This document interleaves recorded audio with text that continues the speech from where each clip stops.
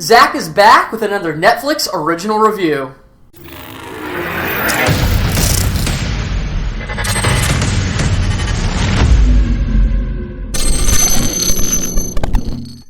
So Mindhunters has Season 2 coming out today, and I'm going to go ahead and do the review as soon as I get done watching the season. While I'm working on the second season, though, I'm going to go ahead and review Mindhunters Season 1.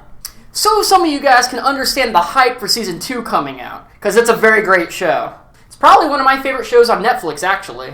When I first saw that Netflix was going to go ahead and do a drama serial killer investigation show, executive produced by David Finch. For people who don't know David Finch, he's the director of Seven and Zodiac, some of the best serial killer movies of all time. When I heard that he was directing this, I was like, I'm in. Let's do this. I was also thinking in my head, I'm definitely going to go ahead and kill this series. Kill? Get it? Huh? Funny. So what makes this show different than other serial killer investigation shows? This show is more about getting into the skull of serial killers instead of removing skulls, kind of like in the movie Seven. So what's in the box, you ask?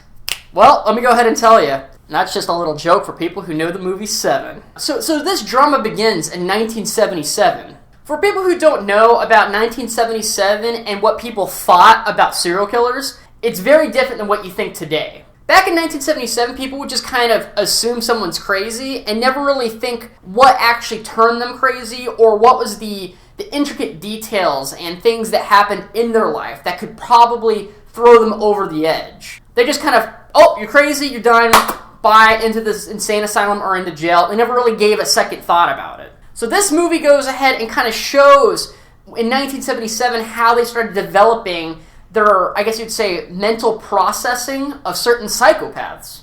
As they say in the show, how do you fight crazy if you don't know crazy? So we first get introduced to Holden Ford, a hostage negotiator for the FBI. I really like Holden Ford as a main character. He's this very slick, soft-spoken, nice guy, but he's always trying to figure out the intricate details of situations, especially when he does his hostage negotiating. He never takes his negotiations by force. He never tries to force himself or, force his will upon anybody. He always tries to negotiate with the means of helping the person that he's talking to. For anyone who's been in the medical field can absolutely understand his method, because you're always trying to help. You're never trying to rip the information out of anybody, He ends up being very troubled by this trend he keeps seeing in the field. He's basically starting to get irritated that certain criminals will just do things irrationally, and he has no idea what is going through their head. Or AKA, those criminals are acting a little psychotic.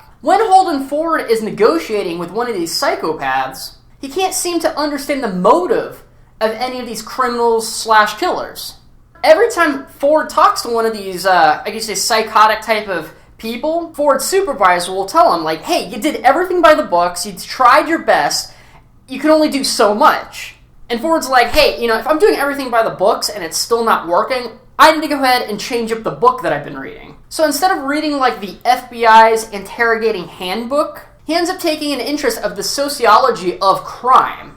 As a response to these dysfunctional psychotics he keeps meeting in the field. He ends up finding a partner for help named Billy Tench. He's a behavior science specialist. So what happens is the series becomes like a scholarly buddy cop tale. But instead of investigating the murders that they need to catch, they're speaking to already captured serial killers in jail, with the hopes of trying to understand what makes them tick on the inside. Like I said before, the only way to defeat your enemy is to understand your enemy. While all this is going on, in the beginning of each episode, they tease a serial killer that is on the loose, actually terrorizing people. And in Season 1, they don't really get too much into the meat of that, but I'm really hoping in Season 2, they're going to bring that situation to a head. So I'm excited for Season 2! Alright, for my opinion, I really love this show because it has the two most perfect elements for me. It has the element of intrigue and interest and creepiness. And I really like that. It's really creepy how a serial killer will stand 2 feet away from them and casually explain to them like nothing happened,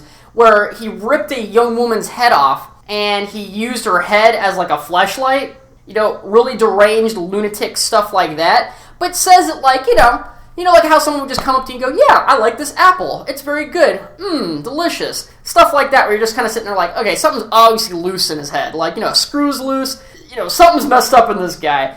But the way they casually explain it like it's no big deal just kind of gives you that, like, strikes that fear in you. You're like, wow, these people are, like, not normal.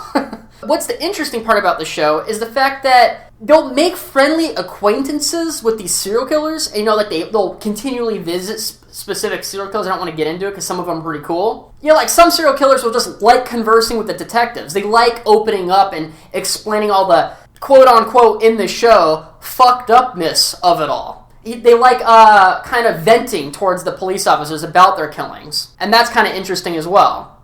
I also like how some of the killers in the show won't, you kind of have to like dig through all the bullshit they're spewing. Because, a lot of them are, serial liars, if that makes any sense. They just lie like a machine gun. They lie like 90% of what they say, and then that 1%, or that, let's say 99% of what they say, and then that 1% is like the truth of what they're saying. And I really like the intrigue of having to kind of sift through all the bullshit, and then you actually get to the meat and the core of what makes them them. And that's pretty interesting as well. Another cool thing about the show is that all the serial killers are very different. They're vastly different. And they all take different methods to get the information that they want out of them. Like, some serial killers are very reclusive. They're kind of like Smeagol. They don't want to talk and the light hurts their eyes, like a vampire or something like that. Some serial killers are in denial. They'll have video evidence of them, they'll have fingerprints, they have DNA, they have everything on the book that says, hey, you killed this person, right? But they'll be like, nah, I didn't kill them at all. Like, what are you talking about? It makes no sense. And they're in just complete denial. So they kind of have to go a different method to get that information out of that guy. Some of the serial killers are aggressive beasts. They want to just rip someone open, and they don't make any bones about not doing that. They'll be like, I'm going to effing kill you, I'm going to rip your head off, I'm going to do this, that, and the other. I like this stuff, like an actual monster. Some calmly explain their killings, like it's no big deal, like they're eating breakfast in the morning. Some serial killers pretend to be empathetic towards people. They pretend to empathize with victims and things like that, but really don't. Some serial killers are cold-blooded murderers that makes no bones about it. That's what makes this show very fresh and engaging, is that each time they see a new serial killer, they have to do a different method to talk to them. There's different problems for each serial killer that they have to solve. A different, I guess you'd say, wall they have to jump over. And you have to use different methods to get around those walls, making the show very intriguing and interesting the entire time. It makes each episode very engaging and always fresh. That's what I want to say. The cinematography is very cinematic, and sometimes when you actually watch the show, if anybody's seen the newer, I guess you say new-ish, Dawn of the Dead,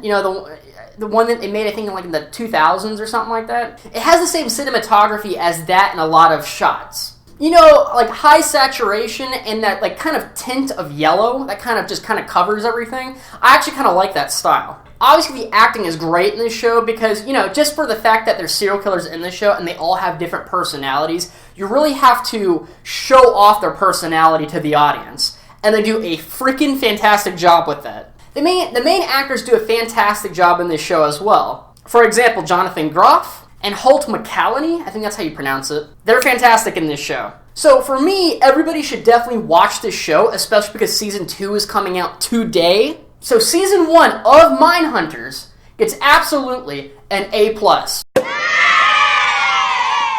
Why I didn't give this show a Z is because this show isn't for everybody. Personally, for me, I love the psychology and the talking and trying to get to the bottom line of what makes a serial killer, and that's super interesting to me. But for a lot of other people, this show might be too boring. There might be too much talking. There's not really any action in this movie. It's more of a mystery/drama about serial killers. So if you like that type of stuff, you'll 100% like this show. And that's why I knocked it one notch down, A+. For me personally, it's like a Z+++++, because I love this type of stuff. But I know for everybody else, it might be a little different, and people might not like it. So I give it an A+ instead. And thank you guys so much for watching. Please like, share, and subscribe, and do all of that YouTube stuff. Click the little bell if you want notifications, especially because I'm doing the review of Season 2 of Mindhunters today, so I'll probably either have the review out by tonight or tomorrow morning. But definitely click that little bell because I'm going to be coming out with this next review really soon.